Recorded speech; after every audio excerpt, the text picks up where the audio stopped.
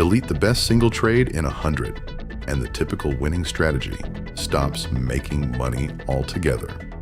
The traders who won the most often made the least money. Here is the measurement. Win rate is a lie. 1 million real trades, 41 strategies, 6 markets. What predicts a strategy's return is not how often it is right. Win rate is the first number a trading strategy is judged on, and it is the one number that will not tell you whether the strategy makes money. Not because it is hard to measure, because of what it leaves out. What was measured? 41 published rules, each run over 6 markets at 4 bar sizes on real price history. Every entry and every exit charge 2 basis points. No leverage, no shorting, no discretion. The rule fires, the trade is taken, the result is recorded. Strategies, 41. Runs, 984. Trades, 1.01 million. Fee per side, 2 basis points. 929 of those runs made at least 20 trades, which is the minimum for a win rate to mean anything at all. Everything that follows is measured across those. 2 definitions, and they are the whole video. Win rate is the share of trades that finished above water. Payoff is the average winning trade divided by the average losing one. How much bigger a win is than a loss. Most strategies lose most of the time. Before asking what win rate predicts, look at what it actually is. Across 929 runs, the middle one won 35% of its trades. 704 of the 929 runs won fewer than half their trades. That is 3/4 of everything measured. 704 runs were wrong, more often than they were right. 585 of those 704 made money anyway. A rule that is wrong 2 times in 3 is not a broken rule. It is the normal shape of a rule that follows trends. What the win rate predicts? Now the test.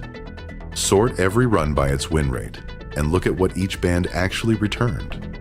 If being right more often is what makes money, this chart goes up. It climbs all the way to a coin flip. Then it falls off a cliff. The runs that won between 55 and 65% of their trades have a median return of roughly nothing. That is the finding, and it is worth saying slowly. The runs that were right about half the time returned around 700%. The runs that were right 60% of the time returned about 0. Being right more often was associated with making less. Across all 929 runs, the rank correlation between win rate and return is minus 0.18. Not 0. Negative. 41 strategies, 1 dot each. The dashed line is the least squares fit through those 41 points, and its correlation is minus 0.49. It slopes downwards, the number nobody quotes. So if not win rate, what? Run the same test on payoff, the size of the average win against the size of the average loss. This one does not fall off a cliff. It climbs, and it keeps climbing. The runs whose average win was more than 5 times their average loss returned a median of 1,800%, and 99% of them finished in profit. The 2 numbers, side by side. Win rate is negatively related to what a strategy returns. Payoff is strongly, positively related to it. One of these numbers is on every strategy's front page. The other is the one that predicts the result. Why the arithmetic has to work this way? None of this is a market anomaly. It is division. What one trade is worth on average is the win rate times the average win, minus the loss rate times the average loss. Expectancy equals the win rate times the average win, minus the loss rate times the average loss. Set that to 0 and solve for the win rate, and you get the only honest way to read a win rate. The share of trades a strategy needs to win, given the size of its wins. The break-even win rate is 1 over 1 plus the payoff. A win rate on its own is not high or low. It is high or low against this number and nothing else. At a payoff of 5, a rule can be wrong more than 4 times in 5 and still break even. At a payoff of a half, it has to be right 2 times in 3 just to stand still. 50% is not the line. 50% is only the line for a strategy whose average win happens to equal its average loss, and almost none of them do. Where the 41 actually sit. Put every strategy on one chart. Its win rate along the bottom, its payoff up the side. The gold curve is break even. Above the curve, a strategy makes money. Below it, it does not, whatever its win rate says. 2 clusters with nothing in between. The cluster on the left sits well clear of the curve. The cluster on the right is sitting on it.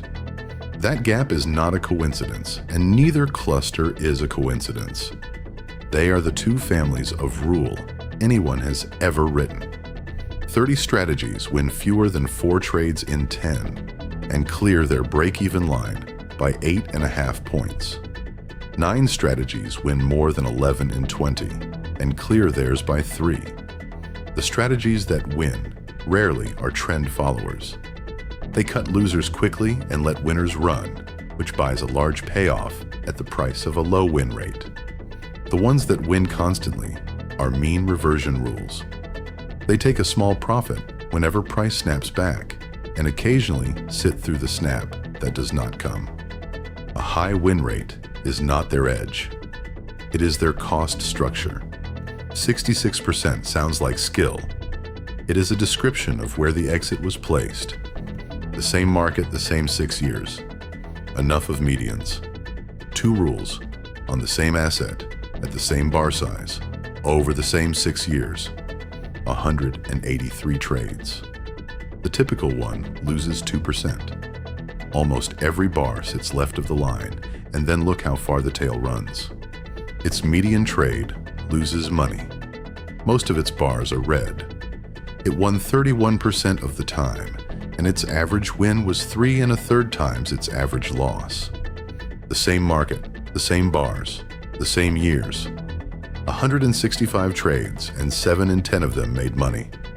Look at the left edge, the mirror image, and a far more comfortable one to trade. 7 trades in 10 finished green. The median trade made 2 1/3%. There is no fat right tail at all, and there does not need to be, because it is right most of the time. Here is what the 2 of them did to $100. The rule that was right 3 times in 10 turned $100 into $370. The rule that was right 7 times in 10 turned it into $104. Every line in this table says the bounce is the nicer rule to own, until the last 2. It needed to win 68% of the time. It won 70. 6 years of being right for $4. Its wins were small, and its losses were large, so it needed to win almost exactly as often as it did. It cleared its break-even line by 2.7 points, and it collected $4 for the trouble. The trades that pay for everything. There is one more thing hiding inside a fat right tail, and it is the most uncomfortable number in this video. Take every run that made money and made at least 50 trades, 599 of them, and ask how much of the growth came from the very best trades. Runs examined, 599. Top 1% of trades, 126% of the growth. Top 5% of trades, 314% of the growth.